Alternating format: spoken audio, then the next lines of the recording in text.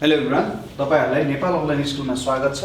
हामी ग्रेड 7 को साइन्सको chapter 21 weather and climate study गरिरहेका थियौं र वेदर एन्ड क्लाइमेटमा हामी यसको एज अ पार्ट 2 मा छौं है त। अगाडि हामीले वेदर र क्लाइमेट भनेको के हो, कस्तो कस्तो प्रकारको क्लाइमेट हुन्छ र त्यस्तो क्लाइमेटहरुलाई के कुराहरुले असर गर्छ अथवा जनरल रूपमा भन्दा वेदरहरुलाई के कुराहरुले असर गर्छ भन्ने कुराहरु स्टडी गरेका थियौं।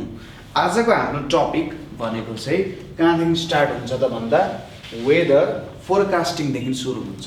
ठीक छ, के रहेछ त वेदर फोरकास्टिङ। तपाईहरुले आफ्नो कपी पेन लिएर बस्नु होला। यहाँनेरि हामी धेरैवटा पोइन्ट्सहरु लेख्न गइरहेका छौं है त।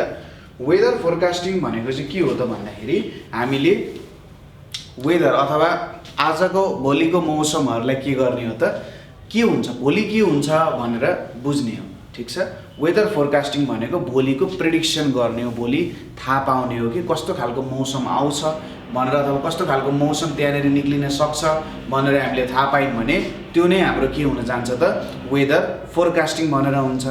र वेदर फोरकास्टिङ भनेको एउटा ठूलो च्यालेन्ज हो, किनभने सानो सानो चेन्जहरुले पनि वेदरमा ठूलठूलो चेन्ज ल्याउन सक्छ। ठीक छ, सानो सानो स्मल चेन्जेसहरुले वेदरमा धेरै ठूलठूलो चेन्जेसहरु पनि ल्याउन सक्छ। त्यो भएर हामीले वेदर फोरकास्टिङ एक्ज्याक्ट बनाउन सक्दैनौं, तर पनि केही हदसम्म हामीले चाहिँ प्रेडिक्सन्सहरु चाहिँ गर्न सक्छौं कि आजको वेदर यस्तो छ, भोलिको यस्तो हुन्छ अथवा पर्सि यस्तो हुन्छ, यस्तो हुन्छ भनेर हामीले जस प्रेडिक्सनहरु त्यहाँनेरिबाट हामीले गर्न सक्छौं। ठीक छ, अब यो वेदरको स्टडीको लागि विभिन्न के हुन्छ मेसिन्सहरु हुन्छ। ठीक छ, के हुन्छ मेसिन्सहरु हुन्छ। अब यो मेसिन्सहरु जुन हुन्छ, ठीक छ, मेसिन्सले के गर्छ त भन्दा take into account different factors that affect weather. ठीक छ, जस्तै विन्ड भयो हैन, त्यसैगरी ह्युमिडिटी भयो, त्यसैगरी रेन भयो, त्यसैगरी टेम्परेचरहरु भयो। यस्तो खालको मेसिन्सहरु चाहिँ जेनरली कहाँ प्रेजेन्ट हुन्छ त भन्दाखेरि हाम्रो जुन मिटेरोलोजिस्टको डिपार्टमेन्ट हुन्छ नि, मिटेरोलोजीको डिपार्टमेन्ट हुन्छ हाम्रो नेपालमा पनि छ। यो वातावरण विभाग हैन, वातावरण तथा मौसम विभाग भन्ने टाइपको हुन्छ अर्गनाइजेसनहरु नेपालहरुमा पनि हो। त्यसले चाहिँ के गर्छ त यो मेसिन्सहरु विभिन्न ठाउँहरुमा फिट गरेको हुन्छ र यो जुन फिट गरिएको मेसिन्सहरु छ यसले चाहिँ हाम्रो वेदरलाई एफेक्ट गर्ने, अगाडि हामीले पार्ट 1 मा पढेको छौं, त्यो भिडियो हेर्नु होला। त्यो वेदरलाई एफेक्ट गर्ने विभिन्न कुराहरु जे हुन्छ त्यो कुराहरुलाई के गर्छ त यसले हेर्ने काम गर्छ अथवा प्रिडिक्ट गर्ने जनरल एउटा काम गर्ने भयो। ठीक छ, यो कुरा बुझ्यौं हामीले। त्यसपछि के गर्छन् त यसले डाटा कलेक्ट गर्ने हो, मेसिन्सले डाटा कलेक्ट गर्छ। त्यसपछि डाटा कलेक्टेडलाई डाटा एनालाइज गरिन्छ। अब यो डाटा एनालाइज गर्ने विभिन्न मेथडहरु हुन्छन्, त्यो विभिन्न मेथडहरुबाट डाटा एनालाइज गरिन्छ र डाटा एनालाइज गरेपछि हामीले फोरकास्टको काम चाहिँ अगाडि बढाउँछौं। ठीक छ, त्यसपछि मात्रै हामीले प्रेडिक्सन, अब के हुन्छ भोलिको वेदर भन्ने कुराको प्रेडिक्सन्सहरु त्यहाँबाट गर्छौं। ठीक छ, यो कुराहरु बुझियो। अब डेली लाइफमा पनि हामीले वेदर यस्तो हुन सक्छ भोलि भनेर गेसिङहरु चाहिँ गर्न सक्छौं। ठीक छ, के हुन सक्छ डेली वेदर अथवा भोलिको वेदर अथवा एकछिनपछिको वेदरहरु हामी प्रेडिक्ट गर्न सक्छौं, किनभने हामी युज्ड छौं। यस्तो भयो भने, यस्तो सिनारियो आयो भने यस्तो कुराहरु आउँछ भनेर त हामीलाई थाहा छ। हो त्यही कुराहरुलाई नै लिएर के हुन्छ त वेदरहरु फोरकास्ट गर्न सकिन्छ। जस्तै केही कमन गेसिङ भनेको चाहिँ के हुन्छ नि, पहिलो कुरा भनेको क्लाउडी और रेनी डे छ भने, क्लाउडी और रेनी डे छ भने त्यति बेला भन्छौं हामी ए यहाँ चाहिँ कोल्ड वेदर रहेछ है भनेर भन्छौं। दोस्रोमा के छ हाम्रो in summer if wind is not blowing. हैन, विन्ड त ब्लो भइरहेको हुन्छ तर एउटा जनरल हिसाबमा भन्दा एकदम स्लोली बगिरहेको छ भने हामी के भन्छौं स्टोर्म इज कमिङ। ठीक छ, एउटा स्टोर्म चाहिँ आइरहेको हुन्छ हैन, हावा हुन्डरी चाहिँ आउने यसले संकेत दिइरहेको हो भनेर भन्न सकिन्छ। थर्डमा के छ भन्दाखेरि sudden cover of sky by dark clouds. ठिक छ, एकदमै कालो बादलले चाहिँ पुरै हाम्रो आकाशलाई ढाक्यो भने हामी के भन्छौँ, अब चाहिँ एकदम धेरै पानी पर्नेवाला छ, हेभी रेनफल हुनेवाला छ भनेर भन्छौँ हामी। ठिक छ, sudden cover of sky by dark clouds. नेक्स्टमा के छ, पार्सियल्ली क्लाउडी मर्निङ छ भने, पार्सियल्ली क्लाउडी भनेको टोटल्ली हाम्रो स्काईलाई क्लाउडले छोपेको छैन। ठिक छ, टोटल्ली हाम्रो स्काईलाई क्लाउडले छोपेको छैन भने हामी त्यति बेला के भन्न सक्छौँ त, हाम्रो प्रेडिक्सन त्यति बेला के हुन्छ, हाम्रो प्रेडिक्सन भनेको नट गोइङ टु रेन। ठिक छ, नट गोइङ टु रेन है त, त्यो बेलामा चाहिँ त्यहाँनिर रेनिङ हुँदैन भनेर हामी भन्न सक्छौँ। ठिक छ, नेक्स्टमा के छ हाम्रो, पार्सियली क्लाउडी मर्निङ पछि क्लाउडी नाइट भयो भने, ठिक छ, हाम्रो नाइट टाइममा चाहिँ एकदमै धेरै बादल लागेको छ भने हाम्रो वार्म नाइट हुन्छ भनेर भन्न सक्छौँ। ठिक छ, क्लाउडले अब के अरे हाम्रो हिटलाई बाहिर जान नदिने भएपछि भित्रै हिट रहने भएपछि अलिकति वार्म नाइट हुन्छ भनेर भन्न सक्छौँ। यसरी हामी जेनरल रूपमा पनि वेदरलाई चाहिँ प्रेडिक्ट गरिरहेको हुन्छौँ है त, यस्तो खालको वेदर हुनसक्छ, आज यस्तो खालको वेदर हुन्छ भनेर हामी जेनरल रूपमा प्रेडिक्सन चाहिँ गर्न सक्छौँ। ठिक छ, यति कुराहरू बुझ्यो। ल अब हामी हेर्न गइरहेका छौँ एटमोस्फियरको बारेमा है त। के हो त एटमोस्फियर भनेको, हाम्रो वरिपरि जुन हावाले हामीलाई घेरेको छ त्यसलाई हामी के भन्छौँ, एटमोस्फियर भनेर भन्छौँ। ठिक छ, के रहेछ त यहाँनिर हामीसँग एटमोस्फियर भनेर छ। एटमोस्फियर भनेको चाहिँ हामीलाई हावाले सराउन्ड गरेको छ। ठिक छ, एटमोस्फियर भनेको thick layer of air, thick layer of air के त around earth, thick layer of air around अर्थलाई हामी के भन्छौँ, एटमोस्फियर भनेर भन्छौँ है त। ठिक छ, जुनले हाम्रो टोटल अर्थलाई नै के गरेको छ, सराउन्ड गरेको छ, त्यसलाई नै हामी के भन्छौँ त, एटमोस्फियर भनेर भन्छौँ। ठिक छ, एटमोस्फियरमा के हुन्छ त, एटमोस्फियरमा एयर हुन्छ प्लस डस्ट पार्टिकल्सहरू पनि हुन्छ, डस्ट पार्टिकल्स प्लस स्मोक पनि हुन्छ। यो तीनवटा कुरा मिलेर चाहिँ हाम्रो एटमोस्फियर बनेको हुन्छ। वाटर भेपर पनि प्रेजेन्ट हुन्छ। अब एटमोस्फियरको पनि हामीले लेयरहरू बनाउन सक्छौँ। अब हाइट अनुसार होइन, हामी जुन हाइटमा छौँ त्यो हाइट अनुसार चाहिँ हामीले एटमोस्फियरको लेयरहरू चाहिँ बुझ्न अथवा चिन्न सकिन्छ। ठिक छ, एटमोस्फियरको लेयरहरू के गर्न सकिन्छ, बुझ्न अथवा चिन्न सकिन्छ। जेनरली हामीले पढ्ने एटमोस्फियर भनेको 5वटा लेयर हुन्छ है, 5वटा लेयरको हुन्छ, ट्रोपोस्फियर, स्ट्राटोस्फियर, मेजोस्फियर, थर्मोस्फियर र एक्जोस्फियर। सपोज यो हाम्रो अर्थ भयो है, यो हाम्रो के भयो त, अर्थ हुन गयो। अब अर्थ भन्दा 16 किलोमिटर माथिसम्म के हुन्छ, स्ट्राटोस्फियर हुन्छ, स्ट्राटोस्फियर हुन्छ। त्यसपछिको हाम्रो 50 किलोमिटर, यो 50 किलोमिटरमा के हुन्छ, सरी यहाँनिर ट्रोपोस्फियर हुन्छ है, मैले स्ट्राटो लेखेको छु, ट्रोपोस्फियर हुन्छ, यहाँनिर स्ट्राटोस्फियर हुन्छ, स्ट्राटोस्फियर हुन्छ। त्यसपछि के आउन जान्छ, स्ट्राटोपछि 80 किलोमिटरमा के आउँछ त, मेजोस्फियर आउँछ, मेजोस्फियर भनेर आउँछ। मैले ग्रिड सेट मेटाइदिएँ त। मेजोस्फियर पछि के आयो त, 80 किलोमिटर भन्दा 720 किलोमिटर, 80 देखि 720 किलोमिटरसम्म माथि के आउँछ, थर्मोस्फियर आउँछ, थर्मोस्फियर भनेर आउँछ। र फाइनली के हुन्छ, यहाँनिर एक्जोस्फियर भनेर हुन्छ। ठिक छ, ट्रोपो, स्ट्राटो, मेजोस्फियर, थर्मोस्फियर, एक्जोस्फियर। ट्रोपोस्फियरमा हामी स्टडी गर्दै जाउँ। सुरुमा के आउँछ, ट्रोपोस्फियर है त, सुरुमा हाम्रो आयो ट्रोपोस्फियर। ट्रोपोस्फियर भनेपछि लोवेस्ट एन्ड थिनेस्ट लेयर हो यो। ठिक छ, लोवेस्ट एन्ड थिनेस्ट लेयर हो, किनभने यो चाहिँ लगभग कति छ, 16 किलोमिटर मात्रै छ। अर्थको सर्फेसबाट कति छ, 16 किलोमिटर छ, त्यही भएर थिनेस्ट लेयर हुने हो। अब अरू त जे योभन्दा ठुलै छ नि त, लोवेस्ट एन्ड थिनेस्ट लेयर भयो। र extended up to 16 kilometre, extended up to 16 kilometre from के त, अर्थ्स सर्फेस। ठिक छ, अर्थको सर्फेसबाट 16 किलोमिटर माथिसम्म यो पुगिरहेको हुन्छ। यो लेयरमा के हुन्छ म्याक्सिमम प्रेसर हुन्छ, यो लेयरमा हाम्रो म्याक्सिमम प्रेसर हुन्छ किनभने मोस्ट अफ द ग्यासेसहरू चाहिँ हाम्रो केमा हुन्छ त ट्रोपोस्फियरमा प्रेजेन्ट हुन्छ, ठीक छ।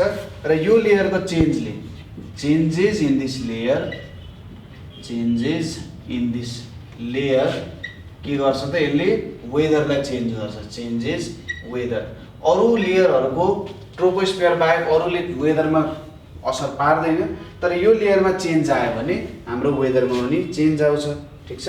यसको मेजर कम्पोनेन्ट्सहरू अथवा केले बनेको हुन्छ nitrogen, oxygen, carbon dioxide, water, dust, यस्तो कुराहरूले चाहिँ यो बनेको हुन्छ। अरू छिटपुट ग्यासेसहरू पनि जेनरली प्रेजेन्ट हुन सक्छन्। यो भयो हाम्रो ट्रोपोस्फियर। के हुँदो रहेछ त यहाँ नाइट्रोजन, अक्सिजन, वाटर यस्तो कुराहरू प्रेजेन्ट हुँदो रहेछ। यो भयो हाम्रो ट्रोपोस्फियर। अब ट्रोपोस्फियर पछि अर्को आउँछ, ट्रोपोस्फियर पछि अर्को आउँछ हाम्रो स्ट्राटोस्फियर। दोस्रोमा स्ट्राटोस्फियर भनेर आउँछ। अब स्ट्राटोस्फियर भनेको चाहिँ ठ्याक्कै ट्रोपोस्फियरको माथि छ हैन, ट्रोपोस्फियरको माथि एक्सटेन्ड्स फ्रम 16 किलोमिटर टु 50 किलोमिटर हैन, फ्रम अर्थ सर्फेस। एक्सटेन्ड्स फ्रम के हुने भयो त अर्थ सर्फेस 16 किलोमिटरदेखि 50 किलोमिटर माथिसम्म एक्सटेन्ड हुने रहेछ, ठीक छ। यसमा लेस अक्सिजन हुँदैन, लेस अक्सिजन प्रेजेन्ट हुन्छ एन्ड मोर ओजोन हुन्छ। अक्सिजनको O2 हो भने ओजोनको चाहिँ O3 हुन्छ है त। अक्सिजन 2वटा अक्सिजनको एटमले बन्छ भने ओजोन भनेको 3वटा अक्सिजनको एटमले बन्ने काम गर्छ, ठीक छ। त्यसैले अब यहाँनिर जुन यो ओजोनले एउटा लेयर बनाउँछ, त्यसलाई हामी के भन्छौँ ओजोनोस्फियर भनेर भन्छौँ। ओजोनले बनाउने लेयरलाई ओजोनोस्फियर भनेर भनिन्छ। र ओजोनको काम भनेको के हो protect earth from harmful rays, ठीक छ। सनले जुन रेजहरू निकाल्छ त्यो जहिले पनि राम्रो रेजहरू अथवा हामीले युजफुल हुने रेजहरू हुन्छ भन्ने मात्रै छैन, उसले हामीलाई हार्मफुल हुने त्यसै गरी पृथ्वीको लाइफ फर्म्सहरूलाई हार्म गर्न सक्ने खालको के त रेजहरू पनि जेनरली निकालिरहेको हुन्छ। अब त्यस्तो रेजहरूबाट बचाउनको लागि ओजोनले एउटा ओजोनोस्फियर बनाएको हुन्छ, ठीक छ। जेनरली यो चाहिँ के हुन्छ युभी रेज भन्छ। युभी रेज भनेको अल्ट्राभायोलेट रेजहरूबाट बचाउने गर्छ। त्यसै गरी जेट प्लेन्सहरू यहाँ फ्लाइ हुन्छ, jet planes fly in this layer, ठीक छ। जेट प्लेन्सहरू यो लेयरमा फ्लाइ गर्छ र हाम्रो कारण पनि यसमा केही हाम्रो एक्टिभिटिजको कारण पनि यसमा केही न केही असरहरू चाहिँ परिरहेको हुनसक्छ, ठिक छ। यो हाम्रो केमा त स्ट्राटोस्फियरमा, ठिक छ। यो कुराहरू बुझ्यो। स्ट्राटोस्फियरमा मेनली के हुँदो रहेछ O3 हुँदो रहेछ, जसले चाहिँ हामीलाई सूर्यको विकिरणहरूबाट अल्ट्राभायोलेट रेजहरूबाट बचाउन सक्दो रहेछ। थर्डमा आउँछ हाम्रो, थर्डमा के आयो मेजोस्फियर, MESO मेजोस्फियर। र यो चाहिँ एक्सटेन्ड्स फ्रम कति त 50 kilometre to 80 kilometre, 50 kilometre to 80 kilometre. Has very less ozone हैन, लगभग ओजोनै हुँदैन यसमा यो मेजोस्फियरमा, ठिक छ। अनि यसमा ह्याज स्ट्रङ विन्ड, ठिक छ। यो चाहिँ हाम्रो कोल्डेस्ट लेयर हो है त, यो हाम्रो सबैभन्दा कोल्डेस्ट लेयर हो।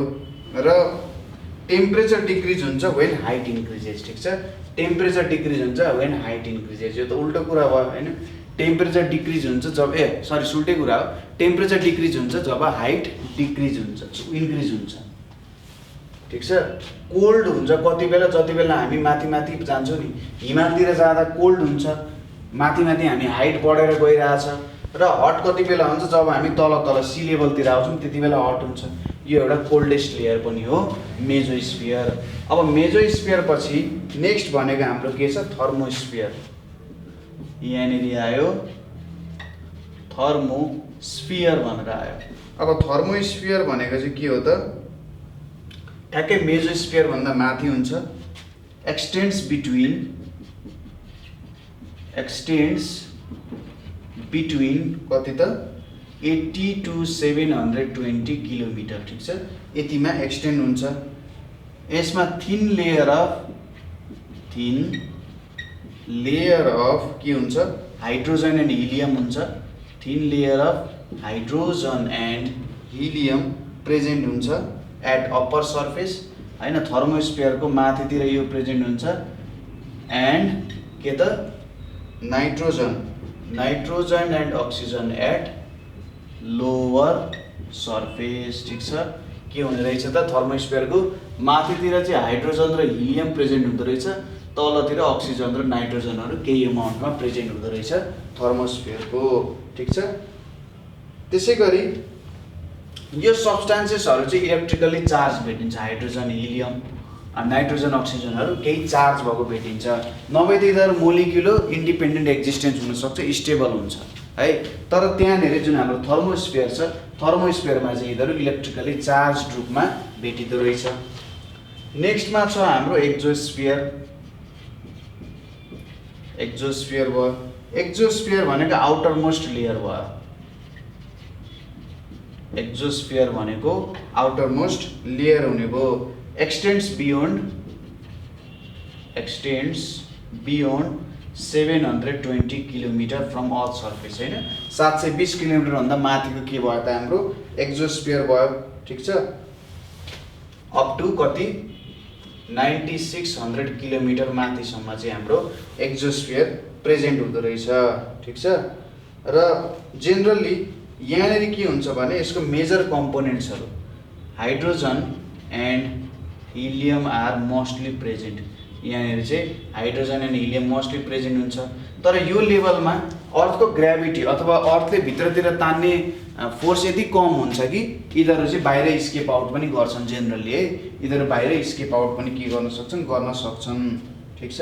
र यिनीहरूलाई चाहिँ फ्रिन्ज रिजन पनि भनिन्छ, FRING फ्रिन्ज रिजन भनेर भनिन्छ, किनभने यो पछि चाहिँ हाम्रो एटमोस्फियर सकिन्छ, एक्जोस्फियर पछि हाम्रो एटमोस्फियर रहँदैन अथवा एटमोस्फियर सकिन जान्छ, ठिक छ। फ्रिन्ज रिजन भन्नुको कारण चाहिँ यो हो है त। अब नेक्स्ट छ हाम्रो, हामीले अब एटमोस्फियरको कुराहरू पनि स्टडी गऱ्यौँ, त्यसपछि यसको लेयरहरूको बारेमा पनि स्टडी गऱ्यौँ। र अब हामी एउटा पुरानै टपिक फेरि पनि थोरै रिपिट गर्न लागिरहेछौँ, त्यो के हो त भन्दाखेरि मेकानिजम अफ विन्ड अथवा विन्ड कसरी फ्लो हुन्छ अथवा ब्लो हुन्छ, ठिक छ। मेकानिजम अफ विन्ड, हावा कसरी फ्लो हुन्छ भन्ने कुरा भयो, ठिक छ। हाम्रो विन्ड भनेको के हो, ब्लोइङ एयर अथवा जुन हावा चाहिँ हिँडिरहेको छ त्यसलाई हामी विन्ड भनेर भन्छौँ। ब्लोइङ एयरलाई विन्ड किन भनिन्छ, किनभने त्यो हावा एउटा पोइन्टबाट अर्को पोइन्टमा के भइरहेछ त, फ्लो भइरहेछ नि त, त्यही भएर यो एउटा ब्लोइङ एयर हुने भयो। र विन्ड कसरी फर्म हुन्छ भन्दा firmed by expansion of air and convection current, ठिक छ। एन्ड कन्भेक्सन करेन्टको कारण चाहिँ हाम्रो के हुन्छ, एयर फर्म हुन सक्छ, ठिक छ। अब के हुन्छ, जस्तै कन्भेक्सन करेन्ट के भयो त, एयरलाई हिट गरियो होइन, यो एयरलाई हामीले हिट दियो भने यो एयर के हुन्छ, एक्सपान्ड हुन जान्छ। अरू सब्स्टेन्स जस्तै एयरलाई पनि हिट दिएपछि यो के हुन जान्छ, पक्कै पनि एक्सपान्ड हुन जान्छ, ठिक छ। र एयर चाहिँ कन्भेक्सनको मेथडद्वारा के हुन्छ, ट्रान्सफर हुन्छ, transmission of hit in air र वाटर होइन। हामीले पढाएको थियौँ फ्लुइडमा के पनि पर्छ, एयर पनि पर्छ हो। त्यो एयर जुन फ्लुइड हो त्यसमा कन्भेक्सनको मेथडद्वारा हिट ट्रान्सफर हुन्छ। कन्भेक्सनमा के हुन्छ, जेनरली जुन हट एयर अथवा हट लिक्विड छ त्यो लाइट हुन्छ, मासतिर जान्छ, र जुन कोल्ड लिक्विड हुन्छ त्यो अथवा कोल्ड एयर हुन्छ त्यो तलतिर आउँछ, र यसरी माथि तल गर्दै के हुन्छ, कन्भेक्सन करेन्टद्वारा चाहिँ त्यहाँ फ्लो हुन्छ, ठिक छ। र कन्भेक्सन करेन्ट एटमोस्फियरमा हुँदा विन्ड फर्म हुन्छ। जस्तै के हुन्छ हेर्नुहोस् है त, यो हाम्रो ग्राउन्ड भयो। अब सनको रेजहरू यहाँ परिरहेको छ, जब सनको रेज पर्छ यो हट हुन्छ, यो ग्राउन्ड के हुने भयो, हट हुने भयो। अब यहाँनिरको एयर जुन हुन्छ, सपोज यो एयर भयो, यो एयर हट हुन्छ किनभने ग्राउन्डको एयर ग्राउन्ड हट छ, यहाँनिरको हट एयर हुने भयो, यो हिट यसले लिने भयो नि त, माथि कोल्ड एयर हुन्छ। अब के हुने भयो, यो हट एयर मासतिर जाने भयो, यो कोल्ड एयर तलतिर आउने भयो, फेरि यो कोल्ड एयर हट हुन्छ, फेरि यो माथि जान्छ, फेरि यही प्रोसेस चाहिँ रन भएको भए हुन्छ, जसले कन्भेक्सनल करेन्ट फर्म गर्छ। जति बेला सन हुँदैन, सन नभएको बेला यो कोल्ड हुन्छ, कोल्ड भएपछि त अब के गर्ने, जो डे टाइममा चाहिँ जेनरली के भइरहेको हुन्छ, यसरी कन्भेक्सन करेन्टद्वारा चाहिँ एकदम धेरै विन्ड बगिरहेको हुन्छ, तब विन्ड यसरी फ्लो हुन्छ है त, यसरी माथि जान्छ तल आउँछ, यसरी फ्लो भइरहेको हुन्छ हाम्रो विन्ड चाहिँ, त्यहाँनिर यस्तो खालको स्टाइलले फ्लो भइरहेको हुन्छ। अब हामी पढ्न गइरहेका छौँ ल्यान्ड ब्रिज र सी ब्रिज, ठिक छ। तपाईँहरूले बुझ्नुभयो विन्ड कसरी अगाडि हिँड्दो रहेछ अथवा विन्ड कसरी ब्लो हुँदो रहेछ भन्ने कुरा त हामीले बुझ्यौँ। अब हामी स्टडी गर्न गइरहेका छौँ ल्यान्ड ब्रिज र सी ब्रिजको बारेमा। Land bridge and sea bridge, bridge भने चाहिँ एकदम शीतल हावा जस्तोको, ल्यान्ड ब्रिज भनेपछि जुन चाहिँ हाम्रो ल्यान्ड अथवा ग्राउन्डतिर फ्लो हुन्छ त्यो ब्रिज, हावालाई ल्यान्ड ब्रिज भनियो, र जुन चाहिँ समुद्रतिर हुन्छ त्यो भनेको के हुन्छ, सी ब्रिज भनेर भयो। अब ल्यान्ड ब्रिज र सी ब्रिज कसरी आउँछ त, कसरी फर्म हुन्छ त भन्दा यो पानीको कारण हुन्छ। पानी के हुन्छ भन्दा गेट्स हिटेड स्लोली, एकदम स्लोली हिट हुन्छ, यसको कारण तपाईँहरूले पछि पढ्नुहुन्छ स्पेसिफिक हिट क्यापेसिटी भनेर भन्छ। Gets heated slowly and cools slowly, जो स्लोली हिट हुन्छ त्यो स्लोली कुल पनि हुन्छ, भाइस वर्सा। जो छिटो हिट हुन्छ त्यो छिटो कुल पनि हुन्छ, जस्तै मेटल्सहरू छिटो हिट पनि हुन्छन्, छिटो कुल पनि हुन्छन्। ढुङ्गाहरू ढिलो हिट हुन्छन्, ढिलो कुल पनि हुन सक्छ हैन। वाटर चाहिँ के हुन्छ, गेट्स हिटेड स्लोली हैन एन्ड कुल स्लोली। कुनको कम्पेरिजनमा भन्दा एयर एन्ड ल्यान्डको कम्पेरिजनमा यो चाहिँ एकदम ढिलो कुल हुने अथवा ढिलो हिट हुने हुन्छ। डे टाइममा के हुन्छ त भन्दा सपोज यो हाम्रो ल्यान्ड भयो हैन, यतानेरि हाम्रो समुद्र छ, यो हाम्रो ल्यान्ड भयो, यो हाम्रो सी भयो। अब डे टाइममा यहाँनिर यसरी सूर्य लागिरहेको छ, सूर्य लागिरहेको छ भने यसले हिट पायो, समुद्रले हिट पाउँछ। तर के हुन्छ, lands get heated faster than seas, ठिक छ। किनभने वाटर त हामीले भनिसक्यौँ यसको स्पेसिफिक हिट क्यापेसिटी धेरै हुन्छ, फास्टर देन सी, ठिक छ। ल्यान्ड धेरै हिट हुने भयो भनेपछि यहाँबाट के बुझ्न सकिन्छ, ल्यान्ड हट हुन्छ र यहाँको एयरहरू के हुन्छ, हट एयर हुन जान्छ, ठिक छ। यहाँको एयर हट एयर हुन जान्छ, ल्यान्डको नजिकैको एयर भनेको हट एयर हुन्छ। अब हट एयर कसरी भयो, हट एयर भइसकेपछि भोल्युम एक्सपान्ड भयो हैन।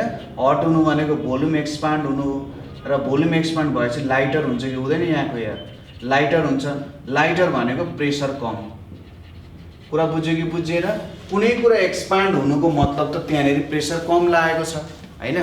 प्रेसर कम लागेको भए त भित्र थिचिहाल्थ्यो नि, तर प्रेसरै कम लागेको कारण चाहिँ के भइरहेछ, यो चाहिँ एक्सपान्ड भइरहेको छ है, प्रेसर कम लागेको छ।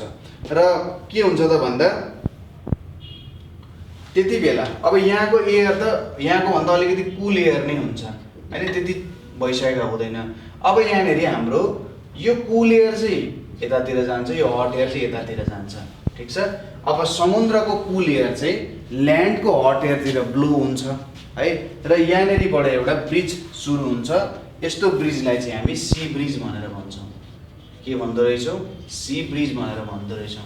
के भयो त, सी ब्रिज भनेको सीबाट कुल एयर चाहिँ जब ल्यान्डतिर फ्लो हुन्छ त्यसलाई नै हामी के भन्छौँ त, सी ब्रिज भनेर भन्छौँ, ठिक छ।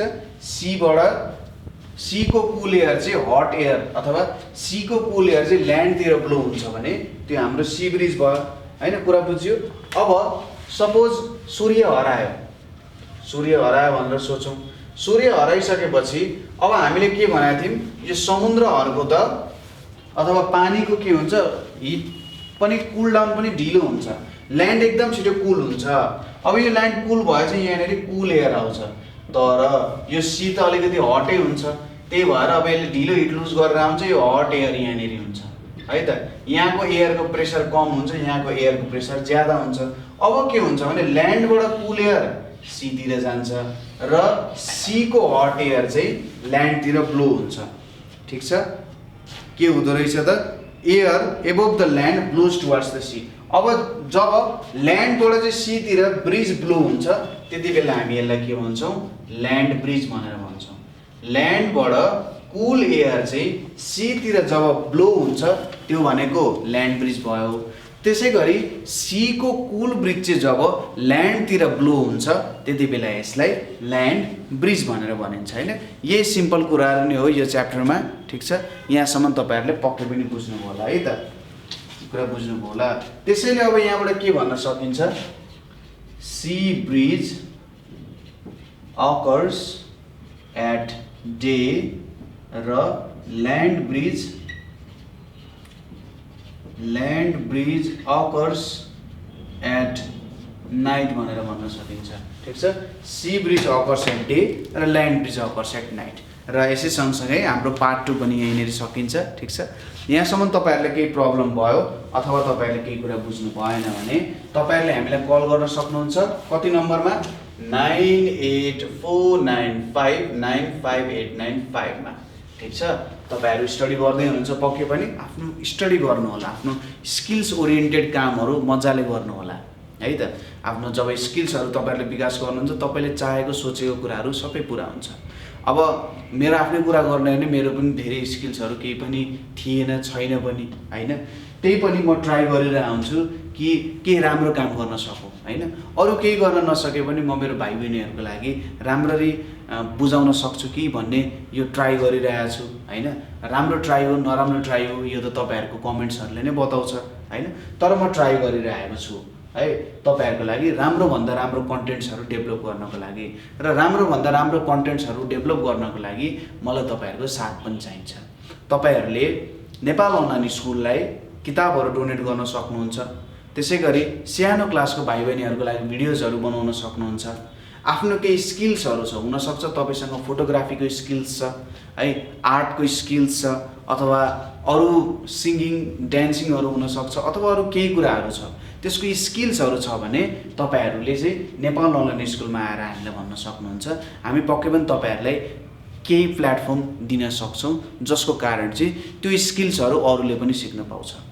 हामी नेपालमा बसेको छौं, नेपालीहरुलाई धेरै स्किल्स चाहिएको छ है, यो कुरा हामीले देख्न पनि सक्छौं। नभए किन विदेश जाने हैन, विदेश गएर के काम हो त्यहाँनेर यहाँ भन्दा धेरै पैसा छ। तर हामीसँग यदि राम्रोसँगको स्किल्स भएको भए हामीले सबै कुराहरु यही पनि बनाउन सक्थ्यौं नि त हैन। त्यसैले यो स्किल्सहरु हामीलाई चाहिन्छ। यो स्किल्सहरु हामीले जसरी भए पनि डेभलप गर्न जरुरत छ।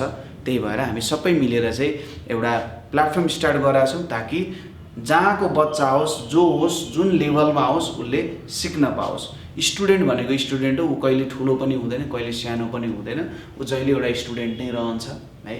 त्यही भएर हामी चाहिँ सँगै मिलेर काम गरौँ। पक्कै पनि हामी देशलाई अगाडि बढाउन सक्नेछौँ, नेपाललाई अगाडि बढाउन सक्नेछौँ। जय नेपाल।